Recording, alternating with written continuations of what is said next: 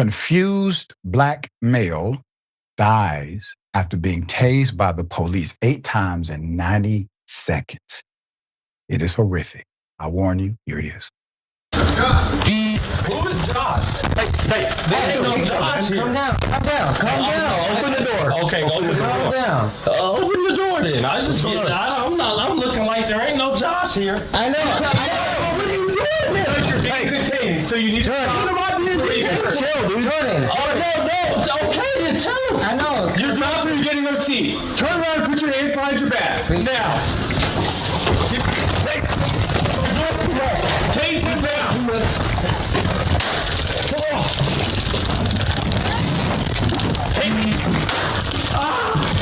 Hey, drop it. Join me. I'm gonna go in. Watch out. Get on the ground. Hey, but no, I'm not resisting. No, you get on the ground. Hey, you gotta understand. Get down on the ground. You gotta understand, I can't do this.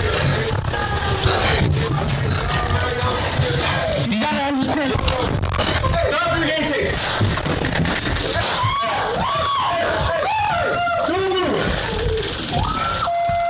He's chilling.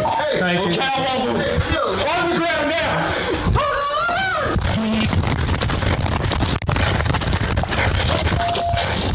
You gotta understand. Stop. Now. I'm killing me right now. You're killing me. You're honest to killing me. You're honest to killing me. We have 4 taser appointments and an OC appointment. You get off. I can't breathe. Nope. I can't breathe. You gotta get off.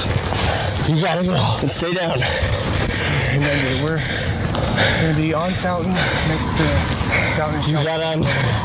I can't breathe. Put it up. Confused. Tasered 8 times in 90 seconds. Atlanta Black Star did a great job reporting this. 2 Colorado Springs cops deployed their tasers 8 times within 90 seconds while arresting a black male who had nothing to do with the alleged disturbance they were responding to inside of the apartment. This happened in 2018, resulting in Mr. Jeffrey Melvin's death. Quote, "You're killing me," cried the 27-year-old man as the cops were arresting him. Quote, "You're honestly killing me. I can't breathe." End quote.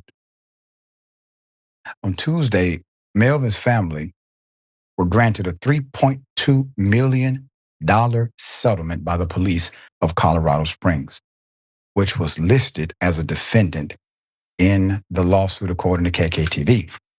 The incident took place in the month of April after Colorado Springs police, Daniel Patterson, Joshua Archer, responded to an apartment complex over a disturbance call, encountering a man, a woman, and a 16-year-old girl. The man told the cops that he had gotten in a fight with his homeboys, but had already kicked them out. That's according to KRDO TV. Patterson took the 16-year-old girl outside the apartment to speak with her, while Archer remained inside speaking with the woman and the man. The girl called her uncle to come pick her up and re-entered the apartment, leaving Patterson standing outside. Meanwhile, Melvin came walking up to enter the apartment, encountering Patterson standing outside, who asked if he was going to enter the apartment. Patterson's body camera was turned off, but he claimed that Melvin told him he was not going to enter the apartment before brushing past him and entering the apartment, shutting the door behind him, not realizing another cop was inside. He didn't know. Patterson opened the door and called out Josh to his partner, prompting Melvin to ask, "Who is Josh?" Patterson then ordered him to place his hands behind his back A confused Melvin kept insisting, "There's no Josh here," stating he's not Josh, and adding that Josh is next door. Melvin began resisting and struggling ensued, but the appellate briefing states, the officers concede that Mr. Melvin did not initiate any physical contact. He never attempted to hit, kick, bite, or spit at the officers. And he never threatened anyone. But he's dead. Okay? But he's still dead. The cops admitted. They couldn't even lie. The man is totally, 100%, absolutely innocent of anything wrong. But he's dead.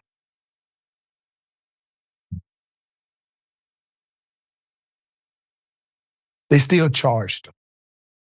You understand? They knew he did nothing wrong then. Melvin was charged with resisting arrest for something he never should have been arrested for. He was charged with obstructing, even though he could not have obstructed anything because he was not in knowledge of said thing that was being obstructed. It requires malice intent. They know this. And he died at the hospital. He was transported to the hospital. He died less than a week later. However, the cops that deployed the tasers, who were also initially listed as defendants, were spared from legal liability because they were granted qualified immunity by an appellate court in 2023 on the basis there was no clearly established law limiting the amount of times they were allowed to taser the torture suspects. Do you hear that? The appellate court said, well, it seems unreasonable, but there's no clearly established law that says you can't tase a person this many times in 90 seconds. But I guarantee, if you and me tase somebody 8 times in 90 seconds, a court, a DA, a grand jury, and a jury will consider that to be unreasonable, that you should have known or you did know that tasing somebody that many times with electricity at that level of wattage would likely create serious injury or death. But when it comes to the police, they're not held to the same standard that we are. They are held to a lesser one. Put up the chief. That is why Colorado Springs Police Chief Adrian Vasquez issued a press release to local media denouncing the settlement, accusing the law firm representing Melvin's family of putting, quote, out a press release providing grossly inaccurate information regarding the settlement, end quote. It is not clear what press release the chief was referring to because there is no mention of any press release from the Kilmer Lane law firm in any of the local news articles or on the law firm's website or even on his media channel. So, Chief, it seems like you are the one who has put out inaccurate information. Perhaps Chief Vasquez took offense over the following statement from Melvin's sister, Tanisha Melvin, that was provided to the media by the law firm, saying the cops who killed her brother were held accountable by the settlement. Or maybe the chief was upset over the following statement that attorney David Killer provided to media, predicting these needless deaths will continue if the local police department do not adequately train their officers. Those are called opinion after the fact, sir. Those are not press releases. All right. You're upset about a damn press release? A man whom your officer said committed no wrongdoing is dead. And you are griping about a press release that doesn't exist. All right. Share thoughts here. He doesn't see him as a man at all. The chief should put a bag over his head and just stay gone, okay? What I saw was a torturous, disgusting way to die. Hitler would have been proud. Hitler would have loved watching that. That's how difficult it was for any reasonable person with just a touch of empathy to see, okay? A child playing an online game with a play weapon. I'd send them for evaluation if they were hitting the trigger that many times. I absolutely would. These domestic terrorists, these racketeering thugs have got to be taken off the streets. And to think that these filthy, lacking integrity bastards actually charged this innocent, whatever happened, just let's assess the situation. And if it's too dangerous for you to go in there like that, then I don't know why you did get up close with someone who's so dangerous. Right. You should have done it a different way. Filth, disgusting. I think the UN should get involved here, although we wouldn't listen. This is internet. It's the definition of it, Doc. That's right. That's right. Tortured him to death.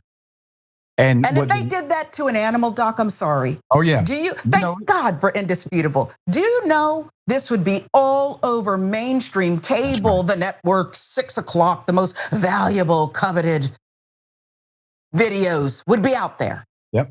That's right. This is worse than anything I've seen, okay?